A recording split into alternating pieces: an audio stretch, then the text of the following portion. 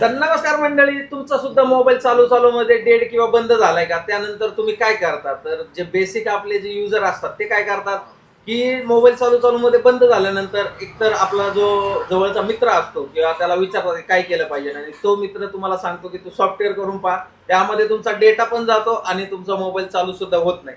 तर आता काय होतं की नवीन जे मोबाईल आहेत ते चालू मध्ये डेड होत आहेत किंवा बंद पडतायत आणि लोगोला स्टक राहत आहेत.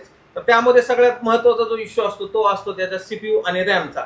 त्यामध्ये काय होतं की तुमचा सीपीयू किंवा रॅम असते ते ड्राईव्ह होतात, त्याचे जे कनेक्शन असतात किंवा ते बॉल पॉईंट म्हणतो आपण त्याला, त्याला आपण रिबॉलिंग करतो, ते पॉईंट ठीक करतो रिबॉलिंग करून, आणि त्यानंतर तुमचा मोबाईल चालू होतो. आणि काय होतं की तुम्ही ज्यावेळेस त्याला सॉफ्टवेअर करता, तुमचं जर खरंच त्यामध्ये जर महत्वाचा डेटा नसेल तर तुम्ही त्याला सॉफ्टवेअर पण करू शकता. बऱ्यापैकी 10 पैकी 1-2 मोबाईल तरी सॉफ्टवेअर मध्ये रिपेअर होतात आणि बाकीचे जे मोबाईल असतात ते हार्डवेअर मध्ये रिपेअर होतात. असे तर आज आपल्याकडे आले होते 22 अल्ट्रा हे 3 मोबाईल आलेले आहेत आपल्याकडे चालू मध्ये डेट झालेले. त्यामध्ये आपण हा जो एक आहे तो रिपेअर केलेला आहे विथ डेटा, आणि हे जे 2 आहेत आता आपण त्याला रिपेअर करणार आहे.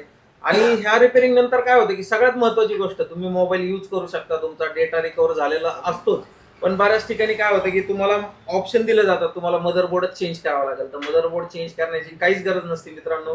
आपण तो त्याच मदरबोर्डवरती रिपेअरिंग करून तुम्हाला तुमचा मोबाईलचा डेटा रिकव्हर करून देतो, प्लस तुम्ही तो मोबाईल यूज करू शकता.